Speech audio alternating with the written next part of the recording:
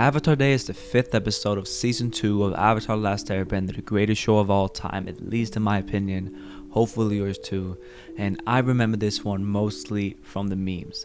And what I do remember is that it's a quite funny episode, but an overall pointless one, meaning that it's simply filler. And that's why today I will explain why Avatar Day is hilarious. But first, don't forget to like and subscribe. It will really help out the channel.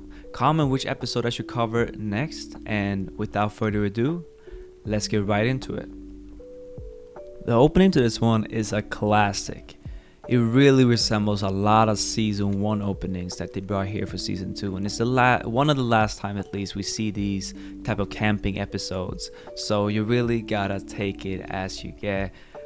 You really feel a little cozy inside because you really feel like this is Avatar. And all the way down to the Sokka humiliation that we get, and then the inappropriate joke that we don't have to mention. Then we get right into things with a fight scene, them just coming out of nowhere, and it feels a little stressed. I feel like we should have had maybe 1 or 2 lines before that, maybe the gang talking to each other.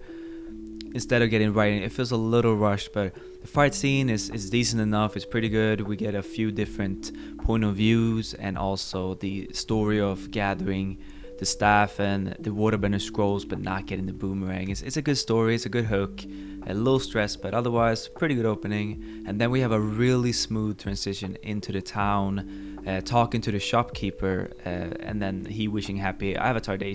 It feels natural. It feels like a normal conversation 2 or 3 travelers would have with a shopkeeper, and him asking like, oh, are you coming to the event? And then them obviously being confused, like, Avatar Day, what? And then them going. So it feels so natural, like this would happen on their journey, that they would just hear about this and go check it out. So it feels it's a really good transition from the opening into the main plot. The twist is pretty funny though on first watch. It's not a celebration, but actually they hate on the Avatar because of what Kyoshi did, and it's pretty hilarious, honestly. Especially on the first watch. On rewatch, it doesn't hit as well since you already know the twist coming. But the first watch, it really got me. I remember as a kid, it really got me that first watch. Oh, also I forgot the shopkeeper taking the Water Tribe money and then them not able to pay bail with it. It's pretty funny. How was I supposed to know they wouldn't take Water Tribe money? And a great callback, a great setup and punchline. It's just a great little thing, and a great little nugget, and I couldn't leave it out. So to the main story, the A plot. It's mostly Sokka's story, since Aang is locked in jail and Katara is kind of his sidekick, but we'll get to that. So it's kind of his episode, and he feels a lack of purpose, and he gets to be useful. He gets to play the detective, and yeah, I just love the gear, love the vibe. The pipe is hilarious, and how serious he takes it. You really feel him. Sokka's a vibe here. He's a personality. Love him here. One of his best episodes, definitely. And it's 100% the shining star of this episode. He's just entertaining throughout, from start to finish. He's just amazing. And also the evidence getting thrown out, it's pretty hilarious actually. It kind of makes everything pointless, but in a way that makes it even funnier. It's only a few that can pull that off without feeling cheap and worthless. And I don't know how they did it, but man, it is pretty hilarious, I'm not gonna lie. When it comes to Aang, he doesn't get too much to do, but he gets some good scenes at least. Of course, he wanted to resolve this situation diplomatically and then surrender instead of just running away, which makes sense since he cares about his image and his reputation, which is pretty familiar character beats at this point in the story. He'd also get some funny scenes. The prisoners being pretty nice is kind of a funny scene, and also him just taking off his little head thing he's stuck in. It's pretty funny, at least something.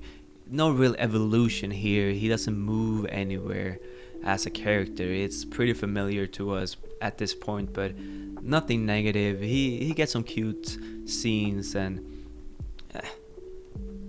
works for me. Katara has the least to do in this episode. She's playing the sidekick to Sokka, but she works so well in it.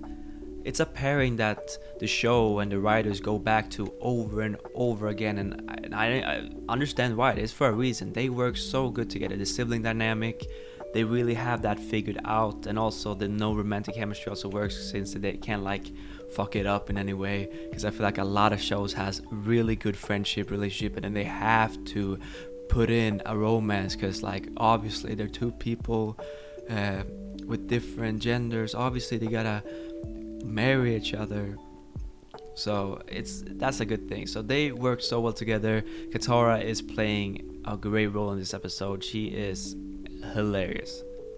So let's talk about the finale now. The Kyoshi scenes, they are cool as fuck. They are. No one can say that they are not cool. The strength, the ferocity, the confidence.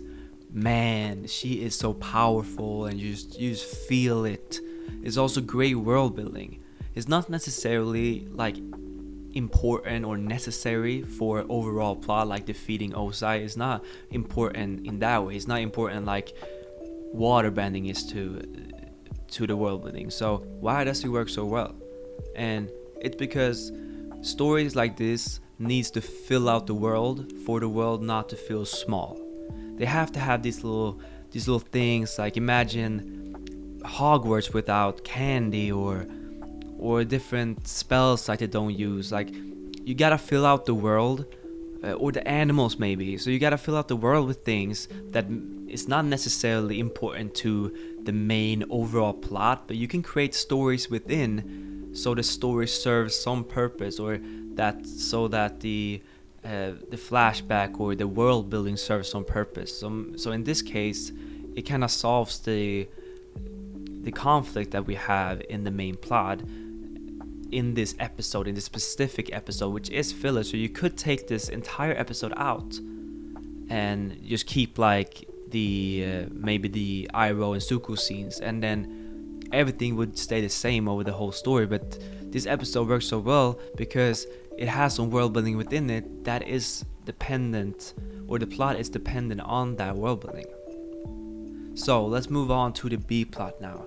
And Iroh being suspicious, you feel his concern, you understand his frustration as well, because he really wants to take a new leap here, a new life here. And the tear in the relationship starting to form, you really feel that this is so real. This is so different from the A plot where everything is kind of a joke. Sokka is playing this overly serious detective, and Katara is kind of making fun of him, and Aang is sitting in prison talking about life while doing nothing. So I feel like this is a really good palate cleanser. This is a really serious scene. You really feel the emotion here. The strict moral compass of Iroh versus the rebellious young spirit of Zuko is so interesting, and turning towards violence to feel superior is the one thing Zuko can still do, since everything is just he's down on his luck, let's just say that. And we also get some Iroh wisdom, which always come through. Maybe one of the first big, at least like big ones, early wisdom speeches that Iroh has. And the dignity in poverty is just a powerful quote, and I love every second of it. And Zuko finally splitting off from Iroh to go on his own feels right, honestly, because he needs to find himself on his own and not on beside his uncle. And they meet up later, and it just feels right at this point for them to split paths, since they have such different goals. Iroh has found himself and is just trying to live the quiet life, while Zuko. Overall, this episode is pretty great actually, and I didn't touch upon the action, so I'm gonna do that now. And it's a good first one. I said that, like I said before, nothing special really, but the finale, however, feels a little lackluster. The fighting itself is pretty great, like it's good creativity, and Aang with the fans is pretty cool, decent length as well. We don't get this long of a fight scene very often. There's no threat really, not a second do I think that it's a possibility for our heroes to lose. I know it's just filler, but like it feels pointless in a bad way this time, but it's not horrible. It's not shabby. It's decent, so it doesn't really drag down the episode. But the other things that I do remember is that it's definitely better than I remember. I thought that it was one of those middle of the road episodes, if not even worse. Probably pretty low now that I think about it, but on rewatch I understood it, honestly. First, it's funny as fuck. Sokka is in the zone here. Everything he do is hilarious, and Aang and Katara get some funny scenes as well. The action is at least okay. We get some fantastic world building, especially around Kyoshi. The B plot is what really elevates it, honestly. Zuko and Iroh's journey come to an emotional crescendo here. You feel every single word. It's not a big shouting match or anything, but a calm discussion and Iroh giving wisdom. It just feels right with these two. It's beautiful, it's written perfectly, and I love it in every way. So I'm gonna rate it much higher this time. Not up there with Zuko alone or anything, but a B plus type episode, maybe even, honestly, if I'm feeling generous, an A. It might be filler, but it's filler done right. Thanks for watching all the way through. Comment down below which episode I should cover next. Don't forget to hit the like and subscribe button. It really helps out the channel. And until next time, have a great week.